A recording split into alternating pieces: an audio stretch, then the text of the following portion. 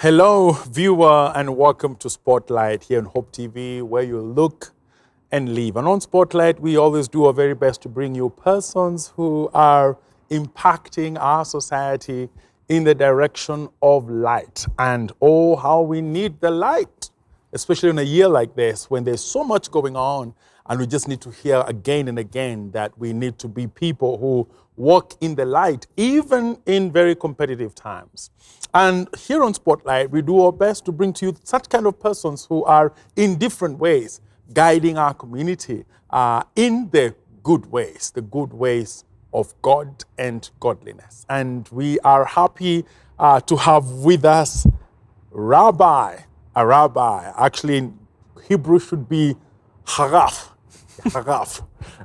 You can correct me, sir, if you that's yeah. And he is the chief rabbi here in East Africa, and also leads the Nairobi synagogue. And we are happy to have a conversation with him because as Christians, we always know that our Christianity has Jewish roots, and so having constant conversation is very, very healthy for us. And so we want to welcome Rabbi Rabbi Nathaniel Kosovitz. And we are very happy to have you here. Thank you for having me. On Spotlight and on Hope TV. Thank you very much for having me. Okay. Yeah, and I mean, every time we have a conversation around Israel, Kenyans are very alert because many times Kenyans want to know that there is a relationship with Israel. They want to hear it positively. Yeah. Because they feel that being a friend of Israel is a good thing, has some divine mystical value. I get that feeling a lot. Like when I walk around the street, people get very excited that I'm from Israel. Mm-hmm. Yeah. Kenyans just want to know that Israel is their friend. It's like there's a favor that comes from that direction this way. And so it's very important for many Kenyans that we know that Israel is our friend. Now, welcome to Kenya. Thank you. Welcome to East Africa. Welcome to Nairobi. And I think it's just right for us to start with, what does Nathaniel mean, your name? So my name means Nathanael, God gave. Pretty much every Hebrew name actually has a meaning. The word El is God, so a lot of names have that in Nathanael, Mataniah. Okay, the ending that has to do with God and the connection to there. Okay, God gave. Yeah. That sounds like Samuel, when we read the name so Samuel. Shmuel is... Because I asked... God heard, yeah. God heard, all right. What's interesting, names with meaning. Yeah. And especially godly meaning.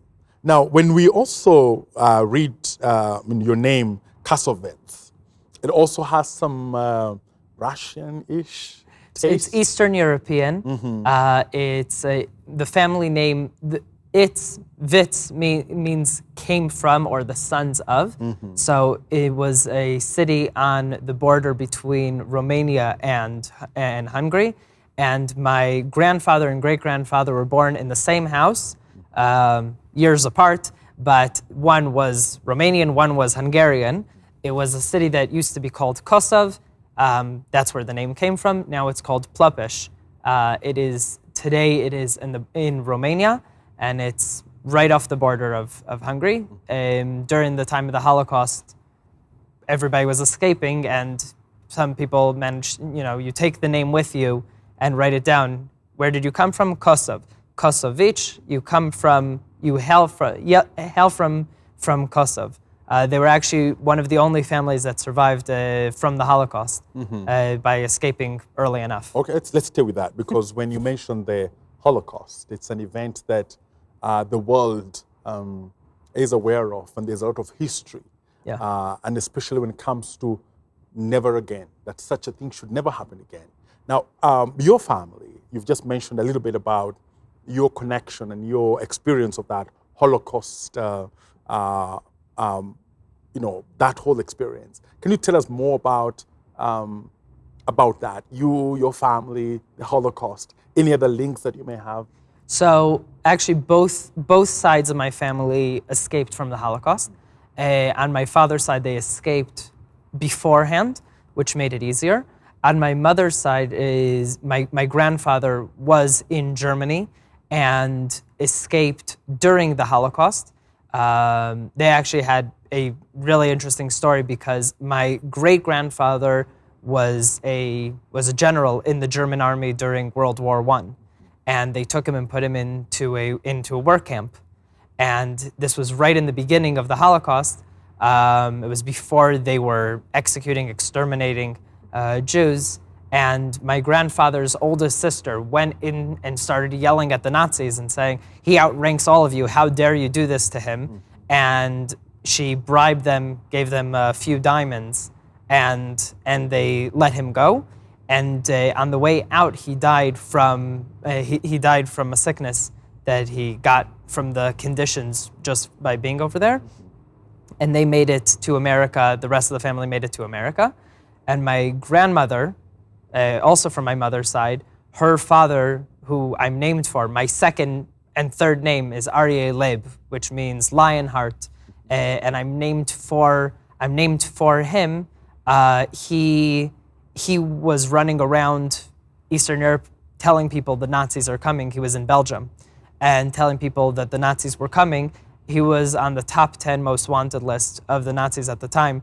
There's actually letters that he wrote while he was throwing them out of the train, passing by different villages so that people knew to escape and get out of there. So in different Holocaust museums around the world, some of them have made it there. Mm-hmm. Oh, quite a history there. Yeah. Let's come to you as a person. Yeah. Specifically as the Kaf Rabbi. How has the Holocaust impacted your faith as a person? There's a story by Rav Shlomo Karlebach. It was the singing rabbi lived in Israel, lived in America. Very interesting personality. He passed away about 27 years ago. And he survived the Holocaust also as a kid, managed to escape a bit early. And there was a convention of Holocaust survivors. And as always, this question comes up. And he was asked, to answer it. And one guy was telling his story over there and said, since the Holocaust, I'm not a religious person. So since the Holocaust, I can no longer believe in God. He says, why? He says, well, there was someone in the Holocaust, in the cabin that we were in, that managed to sneak in a pair of tefillin. Tefillin are, I don't know how to say it in English, but we put them on when we pray. And when a man over the age of 13 prays, so you take it, you put it on your arm and on your head, and it is a very important mitzvah, commandment that we do.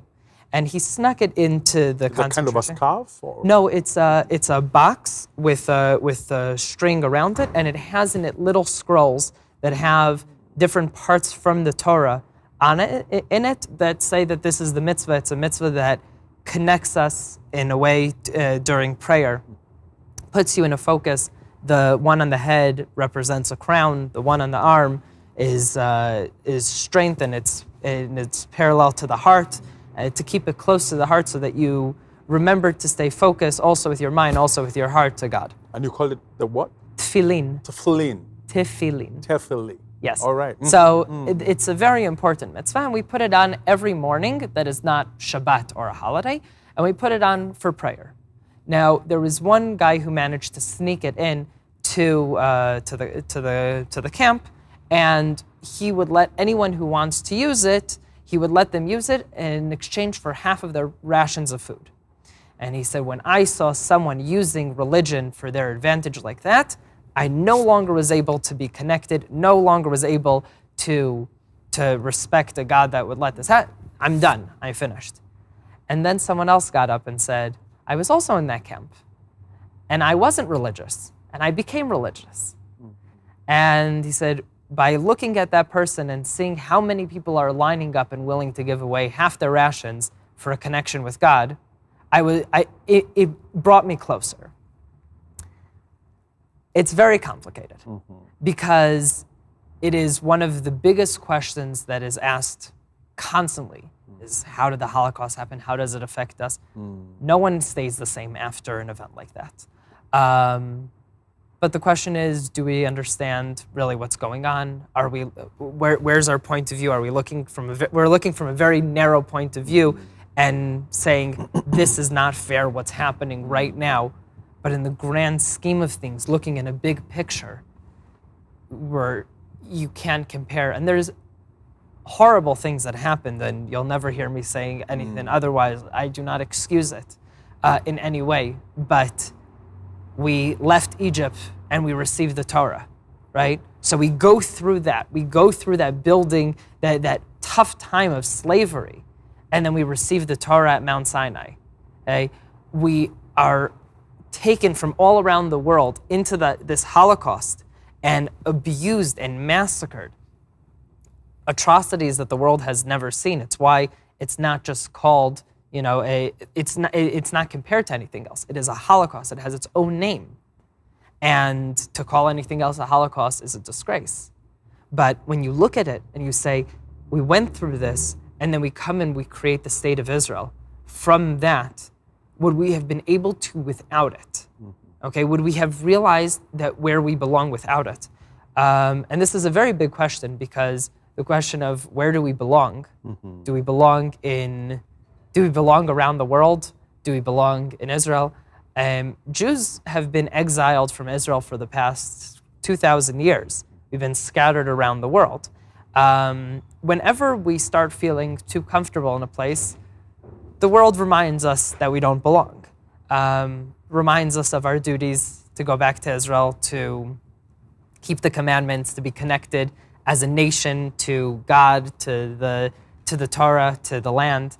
And it was a very, very painful wake-up call, but I feel very much that it was a wake-up call. Okay. You've talked about two people who one became saved, through that experience, in a camp, one became religious, the other one left religiosity. And let's come fast forward to the present time in Israel. Yeah.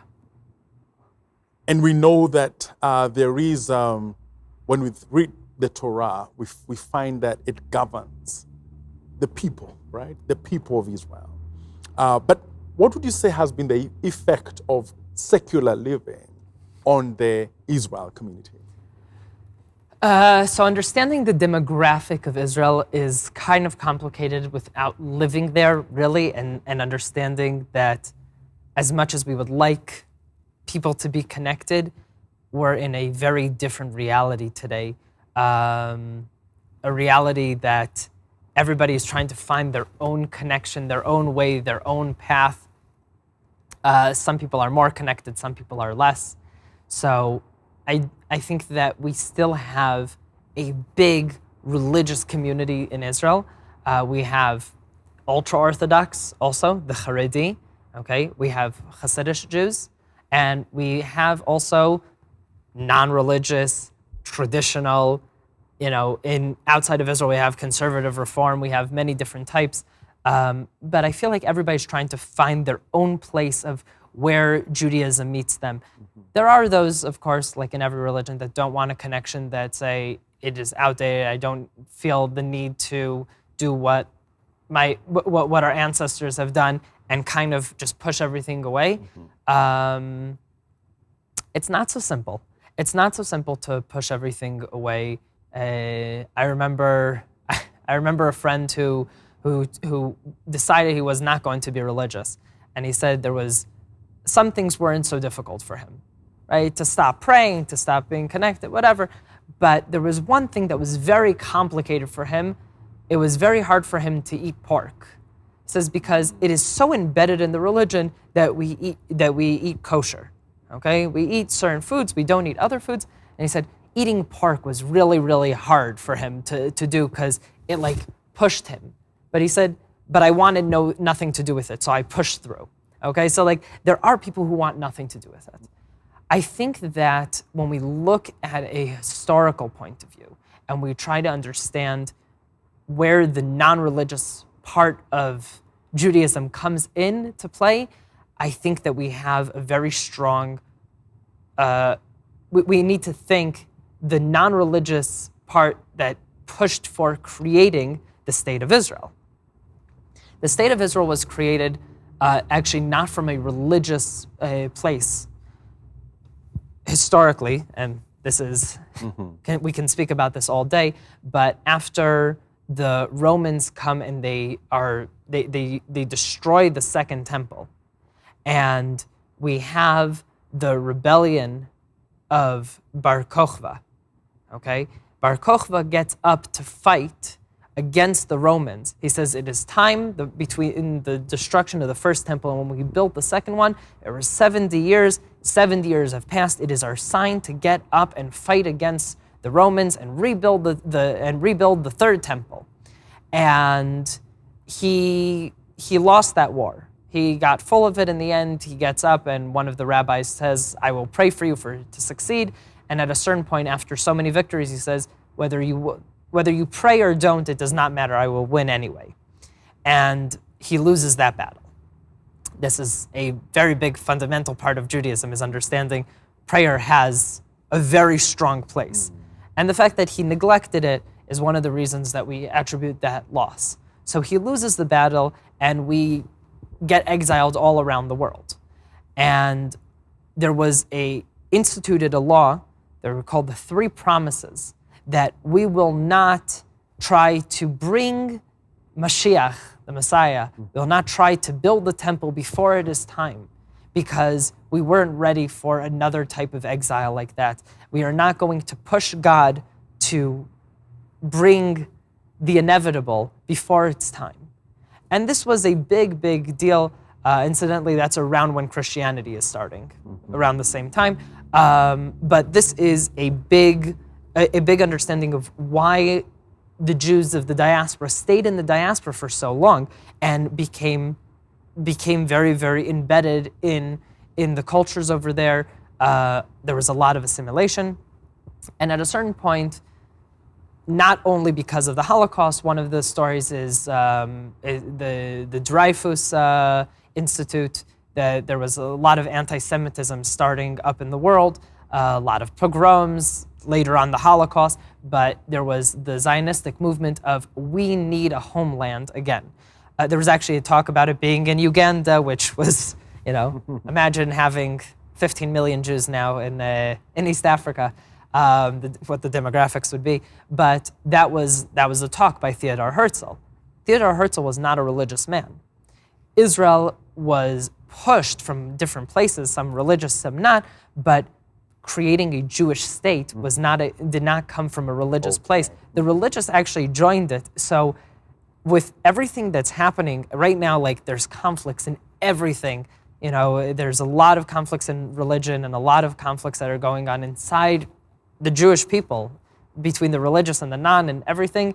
And it's nice to remember that without the non-religious, we would not have pushed ourselves to come and build a state. So it's pretty complicated, especially when you bring the religious and the non-religious and those dynamics and how that also represents the sovereignty of God. It's complicated, as you say, but thank you for that. You mentioned Uganda. Let's just move to the neighbor, just not too far, but Ethiopia, right? Yeah. Because Ethiopia, when we read, they seem to have a place where they say there is the Ark of the Covenant. Well, I know you enlighten us. Your work is to enlighten us here. There's a particular place where they say the Ark of the Covenant, rested there. And it's a sacred site. We just want to hear it from you also. What's the understanding of that? So I don't know what their take is in Ethiopia on that. The Ark of the Covenant, the menorah, right? All of the things that were in the temple, all of these very holy items to us, were all taken by the Romans when they conquered Jerusalem. So when they conquered Jerusalem, they take it, they bring it back to Rome as a present to the Caesar. The Caesar later on becomes, we're talking about a few generations later, becomes Christian. they becomes Catholic, the Vatican is created, and a lot of these things go into the Vatican. These are speculations at this point, because the Vatican will not conform nor deny that it is there, but that is the most likely place for all of these lost relics to be found. All right. So I mean, the Ethiopians can also listen to that as well as they as they understand what they have. Now, I mean, coming here in Kenya, there are some communities, local communities here, that feel that they are local. They are very connected to Israel. The Kikuyu. The Kikuyu look like the Kikuyu, for instance. And they look at their laws and they look at their traditions and they feel they belong. You know, they are two huge connections. And I mean, I don't know how you understand that, how you appreciate that as well. First of all, I appreciate it. Mm-hmm. I appreciate it. It's very nice to find connections with people, even if it's just on a human level, to be able to connect with people. I have several Kikuyu friends that I've sat and talked theology with, and there is a lot of things that overlap, at least, you know, in the religious Kikuyu belief when you get into more of the mystical side, mm-hmm. Okay? We're very, very wary of idol worshiping, okay? So, like, a lot of these things are gonna end over there, the split goes to when something moves on to idol worshiping. You know, there isn't rain, you go up to the mountain to pray. All of these things, a specific place to pray and praying to gods and stuff like that. So idol worshiping in Judaism is one of the 10 commandments. Like, we take that very, very seriously. But when you talk theology and the mystical side, what we call Kabbalah, okay? So there's a lot of things that they are able to understand, that I found that other people, you know, when I have conversations with, you know, Christians, they don't have that same understanding as the Kikuyu. Like, it's very interesting. And just again asking. Yeah. I'm sure this is an area of research, because how come that a community that is out here is so similar? There could be others around Africa as well. Yeah. But what does the research on the side of the Jewish faith, what does it reveal in terms of those connections? Well, the question is, again, what is the Jewish ideal? Mm-hmm. The Jewish ideal for the world is not to be Jewish. Mm-hmm. The Jewish ideal for the world is to be good people and to realize there's one God, mm-hmm. not to kill, not to steal, basic human decency things. And this idea has spread a lot thanks actually to Christianity. You know, there's a lot of overlapping theologies between Judaism and Christianity, but you have, when you talk about Abraham sends out students around the world. There's a lot of parallels when you talk about theology with the Buddhists in China. Okay, how did it get there? What does it have to do with that? Judaism dates back, receiving the Torah at Mount Sinai dates back 3,333 years this year, okay? Abraham is about 1,200, 1,400 years before that, okay? You're talking about like historically, okay? We are the oldest religion, and spreading students around the world and a theology spreading is not impossible. A lot of these things are speculations because we weren't there 1,000 years ago to find out. But when you're talking about ideologies and stuff and ideas spreading around the world, there's virtually no idol worshiping except in some places in Far East Asia and in some places in Africa, mm-hmm. right? That has to do with the 3 monotheistic religions, Judaism, Islam, and Christianity, right? Like, all of these have spread God's name in different ways, but the fact is there is no more idol worshiping. So a lot of these things have had parallels. It could be that you had merchants coming through Africa. You could have, like, there are a lot of parallels. And you mentioned the Ethiopians beforehand. The Ethiopians, there's a large group of Jewish Ethiopians that just returned to Israel, you know, in the past 30 years. And they have been Jews, real Jews, there this whole time, right? You're talking about almost 2,000 years of Jews being in the region.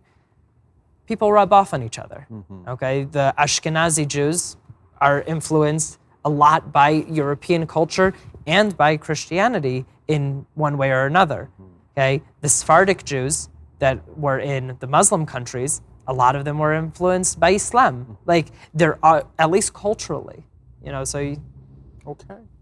All right. Lots of, as you say, it's complicated, but it's also very real. It's undeniable, these connections, as you say. Maybe something really off the heavy stuff. Are you married? I am married. Been married. We're celebrating our 8th year anniversary in a month. Okay. Yeah. Good to know. We'll take a short break, and then after that we'll continue. And especially we would want to know whether you've always wanted to be a rabbi. Young people have many ambitions, and we want to hear how it is that you grew to become a Rav. And not just a Rav, but Rav around the world. So, viewer, we are talking to Rabbi Nathaniel Kasovitz, who is the chief rabbi here in East Africa. And he's telling us about many things about the Jewish religion, about his personal life as well as a religious person. And you want to hear more about him and the Jewish faith, so stay with us. We're taking a short break. We'll be right back.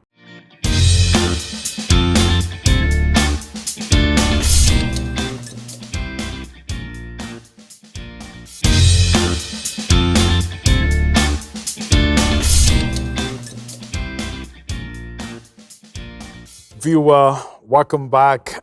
We are talking to Rabbi Nathaniel Kasovitz, who is a chief rabbi in East Africa and oversees also the Nairobi Synagogue, and just amazing insights concerning the Jewish faith and also him as a person. And just before the break, we wanted to know how you became a rabbi. And young people have lots of ambitions, and I mean, there's so many options, right? Can you tell us your journey to becoming a Rav? So, I never had any intention of becoming a rabbi or a teacher or anything. This was not what I had planned out for me. But God works in mysterious ways, and I was very, very much pushed in that way.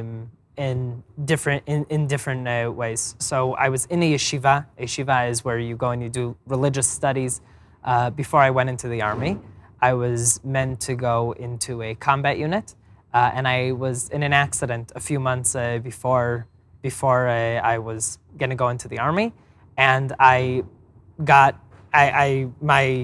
demoted. Like, as soon as you're injured, I wasn't able to run or carry enough weight, and I was no longer able to be combat.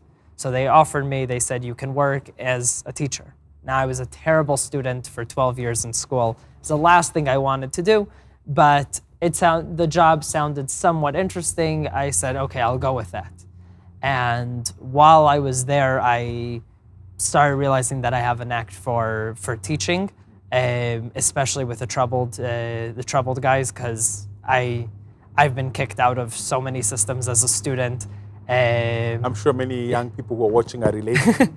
I was the absolute worst student. When I became a teacher, I actually called up my teachers to apologize, because I realized what hell I put them through. But I said everything. I would do anything except go into teaching. And then I ended up finishing the army. I got married while I was in the army. And when I was looking for a job, I got offered a job in a school working with some troubled kids. I said no a few times. Eventually I took the job. Then in the end of the year, I said no again to another few jobs like that, and ended up taking another one like that. And it just kept on happening to me that those were the jobs that ended up fitting my personality the best. And I ended up just moving from one educational job to the next. I ended up teaching informally for about 7 years now. And then I was offered, my wife and I were discussing going out and working with the Jews of the diaspora, Jews living outside of Israel. And I said, okay, as long as it's not a rabbinic position. I will go and I will be something informal in, a campus or something. And we said, okay. And then we started the program and they said, if you want, that we have a rabbinic program for learning. And I said, absolutely not. I do not want to do this. And then I went and I met the rabbi and he was out of this world amazing. And I said, this sounds like it's going to be fun enough that it's worth trying. And I said, I will do it as long as you don't offer me rabbinic positions. And then they offered me a rabbinic position. It was here in Kenya. And I couldn't turn it down. It was just too interesting. Okay. And the community is amazing and Kenya is amazing. So we're really enjoying it. All right. I mean, quite a journey full of so many no's, like Noah, And as you're thinking about that, and as a young person, I'm thinking about the many young people in Kenya and around the world also who are becoming very suspicious of religion. And they do embrace maybe other forms of what you can call like mystical identities, but in terms of what we can call like core religion, they kind of are staying away from that. Maybe you can tell us about what the value of religion could be to a young person. It's a heavy question. It's not so simple. First of all, this is not a Kenyan problem. This is a worldwide problem. That people are becoming very non-religious and very religious at the same time. You have two very, very extremes. It has to do with a lot of things that have to do with technology and the world becoming very, very global, everybody being exposed to everything. And kids are exposed from a very young age to being able to think on their own. When I was a kid, the answer to a lot of questions was because you're told to do so. God tells you to do this, so you do it. And that was an answer that worked, even for my generation, and the further you go back, it applies more. But it's very, very, very hard to connect when it's because I told you so. And people want answers, especially younger kids, teenagers want answers, want to be able to think. Judaism is based off of questions, okay? One of our holiest nights in the year is Passover. And the commandment of Passover is to tell the story of our people to your children and to encourage them to ask questions. We do 1,000 things that night that are to provoke questions. We do a lot of strange customs that we wouldn't do during the year so that the kids will ask, why are we doing this? Because asking, why are we doing this, is the basis of thinking. It's the basis of religion. And if you're willing to think for yourself, you're going to be able to get to a very different place. I think that the importance of religion, as a religious person, the importance of religion is there's real value to it. There's the truth. You follow the truth, you go with it, you understand it. There's a lot to that. And from a non-religious place, it connects you, okay? I was on the border of not being religious, okay? And in Judaism, it's a very serious thing. But my parents are amazing, wonderful people. And their approach is, I do it because I'm told so. And for me, that didn't resonate as well. And I was starting to leave because I was not willing to accept because I told you so. It doesn't resonate with the thinking young mind that is all over the world now.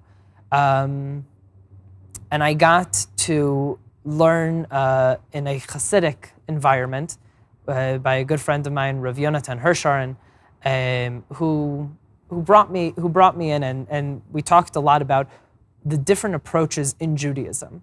And a lot of it actually, like, you can find it in your own religions in different places, but there's two aspects of worshiping God.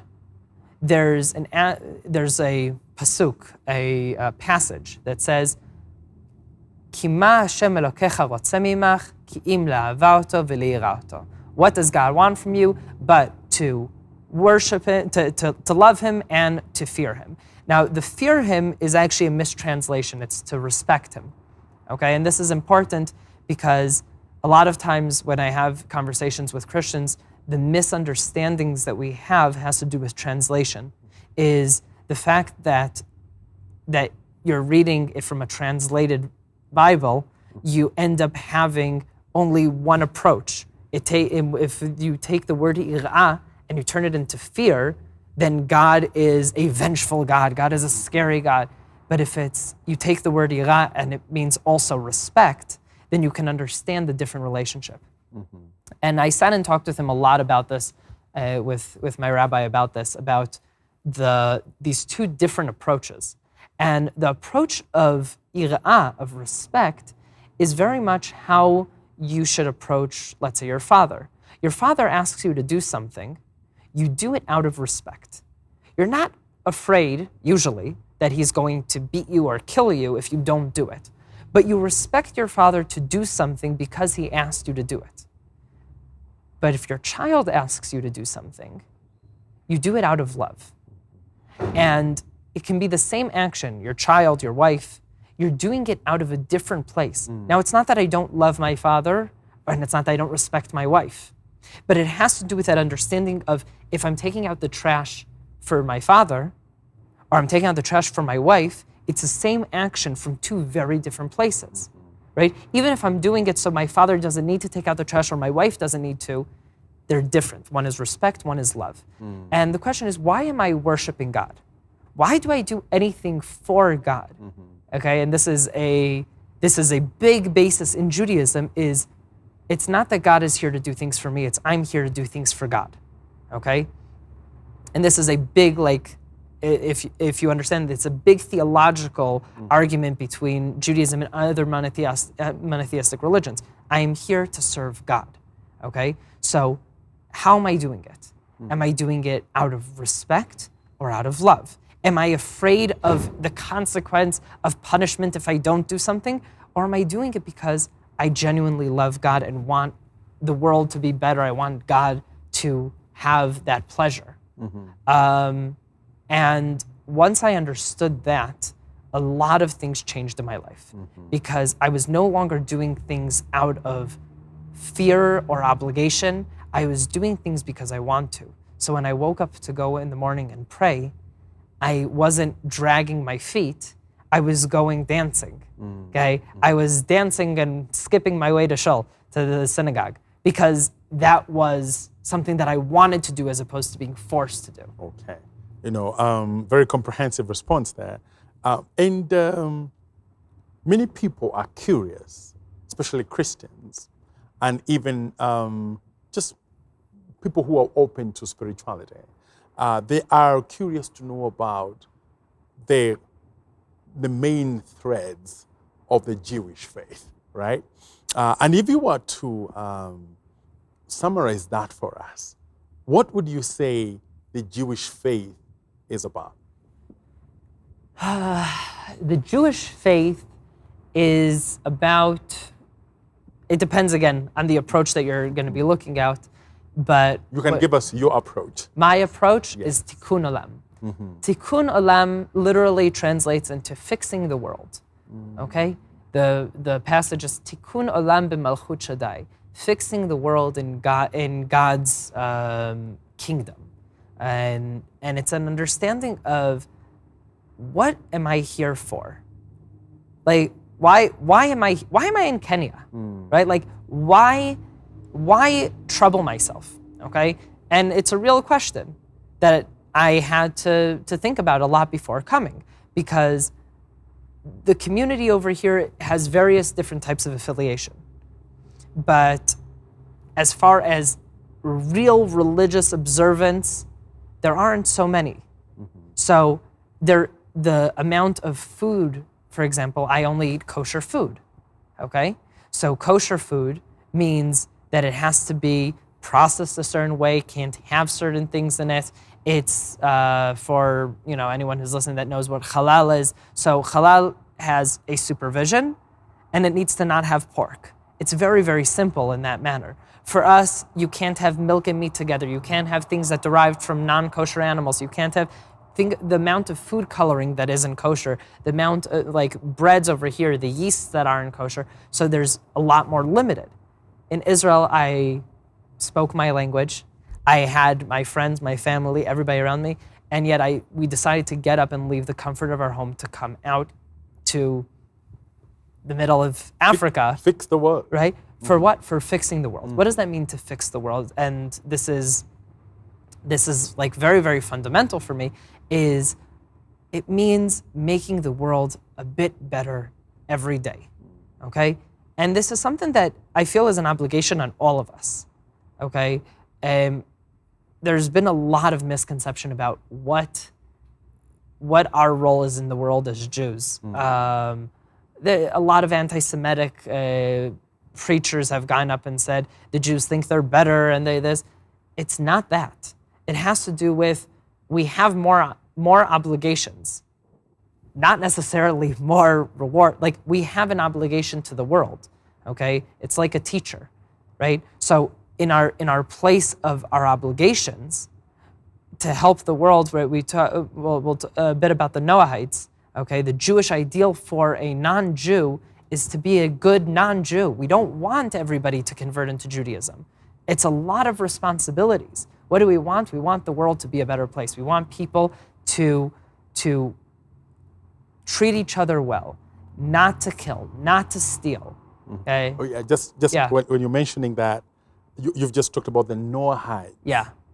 Now, tell us more about that, the Noahide. So there's a Noahide community here in Kenya, around 100 members or so, that is forming and keeps on growing daily. But the Noahide community they live their lives as non-Jews according to a Jewish ideal, okay? So other religions, Christianity, Islam, the ideal is to make everybody believe what we believe, right? Islam went around the world saying, believe what I believe or else. Christianity for a long time did the same, okay?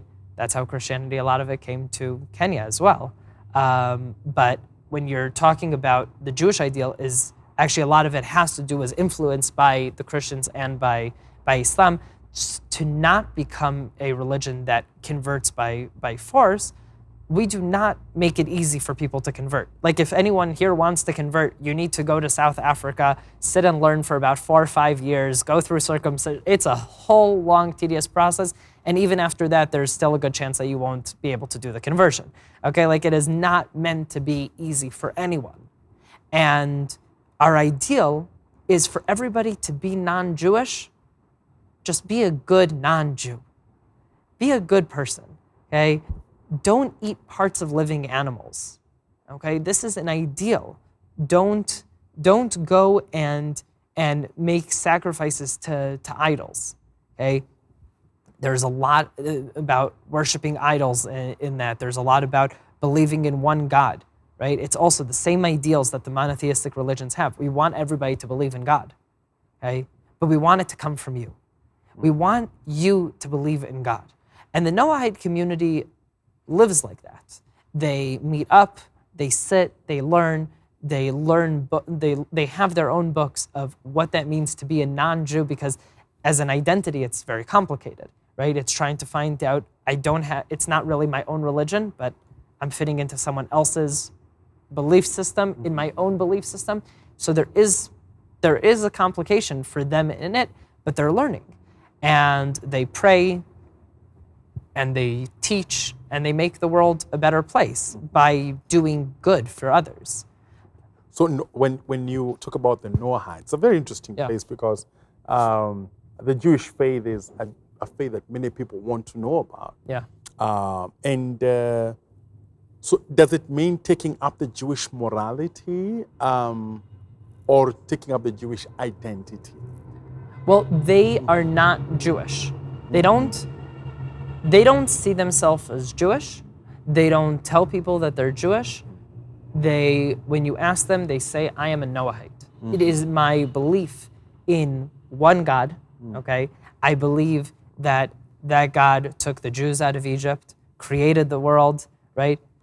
Brought them to Israel, gave them Israel. Israel is the Jewish people's land, right? And there is a lot of working with the Jewish communities around the world. You have a lot of Noahites that work with the Jewish communities in their own way, but they're not Jewish, and a lot of them don't ever intend on doing a conversion, or it's not a hierarchy. That's the point. It's not a hierarchy.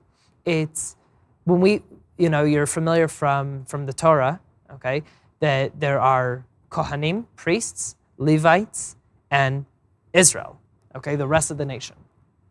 It's not a hierarchy.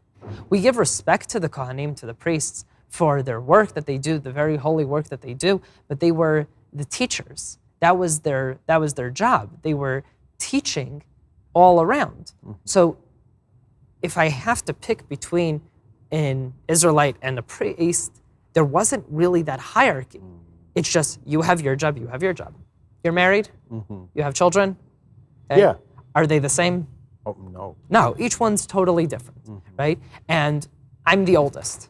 I am not the leader out of my siblings. The next one is, okay? Right. He has a better leadership personality, so it naturally went to him in many, many ways, right? But I'm the oldest. Doesn't really matter. It's not a hierarchy. It's we each have different goals, we each have different purposes, we each have different things that we're aiming for. Okay. Now, I'll ask, it's a heavy question, but I'll ask you to give us the simplest version of your understanding, because this will be interesting for the Christians. Jesus, who for the Christians is the Messiah, spoke a lot about love, right? A lot about love. But as you have rightly put it, in history, it was Christianity for a long time was very violent, right? Now, from where you stand, from where you stand as a rabbi, how do you understand how Jesus would preach love, but then the religion that comes out of it becomes violent for a long time? Of course, in the present times, the Christians are returning more to the love teachings and other than before. But how do you understand it in a brief way? I'll try in a brief way. Okay. But you need to understand historical context to be able to understand where Christianity is born from. I feel like this is like a big part that people don't understand is Christianity is born out of a big feud that's going on in the Jewish world. We're talking about the end of the Second Temple. The end of the Second Temple, the First Temple is destroyed for 3 sins, okay? Killing, adultery, and idol worshiping. That is the 3 reasons that we are told that the First Temple is destroyed. The Second Temple is destroyed for hate, okay? Jews hated each other, and there was a lot of inward fighting. And where does it come from? It came from the same exact problem that Christianity was created in that way, that a man who preached only love ended up creating a very violent religion for a very, very long time. It was focusing on one thing. We have 613 commandments. The Torah is perfect. It's flawless. The Torah tells us a list of non-kosher animals, okay? And it tells us exactly what they have. And in the past 3,000 years, not a single animal has been discovered that falls into that category, except these. We know exactly. It says the pig, it has split hooves, but it doesn't chew its cud. And it lists 4 or 5 animals like that, and then it says these are those animals that have these signs, and they're not kosher. Okay, now we have other ones, but these ones are like the signs of the ones that are not kosher because they have one sign and not the other. And 3,000 years, not a single one is found. That is godly, right? Like you don't make a gamble with like that and say, like with something that could be proven otherwise. But 3,000 years, no one is able to find. And that's one example out of thousands of the fact that the Torah is perfect. And therefore, when Judaism made the same mistake that, in my opinion, Christianity was making at the same time, is taking one set of commandments, okay? We have the 2 tablets, right? The 10 commandments, we have the 2 tablets. They're not all of them, right? You're only 10 out of 613, but they're pillars. And on one side, we have the commandments between man and God, and the other one between man and fellow man, right? Love God, respect God, don't worship idols. And on the other hand, we have don't kill, don't steal, right? Like those are 2 separate tablets for different purposes. The Judaism at that point is focusing very much only on the right side of the tablets. They're only focusing on my connection with God. People are trying to be very, very spiritual. We're talking about purity and impurity. And they get to such a level that we're told about stories of people killing people over purity and impurity, okay? That's not Judaism. That lost proportions. And Jesus was growing up in a Jewish home, right? He was born Jewish, he lived Jewish, he died Jewish. Christianity actually comes, about 100 years afterwards is really formed in that way. But he comes and he's growing up Jewish and he says, there's a basis of Judaism, right? Fixing the world. How do we fix the world? One of the Jewish ideals, and this is 1 out of 613 commandments, is love your neighbor like yourself. And it is a Jewish ideal. And it's an important one. And the question that you asked me beforehand of if you had to sum up Judaism, like there was a rabbi that was his answer around the time of Jesus. You're talking about a few hundred years beforehand, but this was learned. And he said, by a convert. A Roman guy wanted to come and convert. And he comes and he says, I want you to teach me the whole Torah on 1 foot, okay? Which was also an expression, but also is very, very literal in the Roman times. I would stand on 1 foot. When I fall down, you stop talking, okay? Like, that is how much time you have to talk, okay? Which means you have 2 minutes to say what you need to say. And he was asked, tell me the whole Torah on 1 foot. And he said, okay, love your neighbor like yourself. And he says, I'm still standing. He says, everything else is interpretations, right? Like, so Jesus is growing up with that mentality and says, okay, we went to this extreme, let's go back. But instead of going back over here, he goes back to 1 commandment. Now, when you take something perfect, right? Your wife cooks? Oh, perfectly. Perfectly, right? Yeah. Now, if she's making something and she decides to take out a few ingredients just because she's not in the mood, right? It damages the dish, right? You lose flavor, you lose texture, it doesn't cook as well, it doesn't rise. That's what happened. He was preaching love. And I do believe that Christianity today, for the most part, is heading back to very much the original of what he was preaching. But after he's crucified by the Romans, there's a lot of looking for a place of blame and where is it going? And people don't know how to deal with it and say, we need to spread the name of Jesus. And when it's not accepted with love, it gets accepted by force. And it worked. Christianity worked phenomenally in that matter, for almost 2,000 years. You're talking about a religion who expanded. There's no one on planet Earth that does not know Christianity, that has not heard of Jesus, that has not heard of God, right? Because of this, because it has spread to all corners of the earth. But it was spread very, very, very aggressively because you take something from perfection and focus only on that and neglect the rest. That's what happens. And Judaism made the same mistake, and we paid for that mistake. 2,000 years of exile. Okay, like this was, Judaism and Christianity are having very, very parallel journeys at the same time. But Christianity was one of the biggest punishments to Judaism that we ever had, for that matter. We weren't focusing on loving each other, and we got a religion that attacked us for almost 2,000 years based off of love, right? Like it's a very low kick. And it's a paradox also. In a lot of ways, there's a lot of similarities. Like if you're reading from the Torah, then a lot of the things that you're going to be reading are going to be parallel. A lot of the charity and a lot of doing good for others, we have a lot of similarities. So, all right. Yeah. It's amazing just how these conversation just goes so fast. Yeah. And I would want to welcome you here again, and then we can handle very specific questions so that we can enlighten our viewers, for instance, about the end times. There's a big thing about hell and heaven. And people would want to understand, that from a rabbi, again, what you've talked about, just the whole commandment of love and how that becomes the epicenter. What's the good of this? If it was pursued in its real sense, what is the good of it? Would want to hear a lot about the laws and also want to hear about how it is that when it's so difficult to actually convert into a Jew, right? But we are so grateful that you came here today.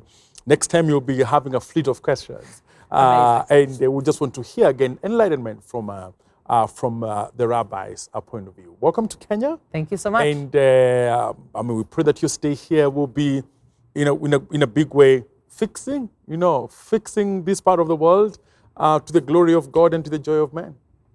Amen. Thank you very much. Thank you for having me. Yeah. Viewers, we've been talking to Rabbi Nathaniel Kasovitz, Gaff, Chief Gaff. And it's just interesting. All the things that he's shared and just whets an appetite for us to understand more about the Jewish faith and how it relates also with our Christian faith as well. Again, we'll have him back. And thank you for being part of this spotlight. And may God bless you. And as we would say, keep loving. Because in loving, you will thrive and build a community that is actually fixed by love. Thank you for watching. This has been Spotlight.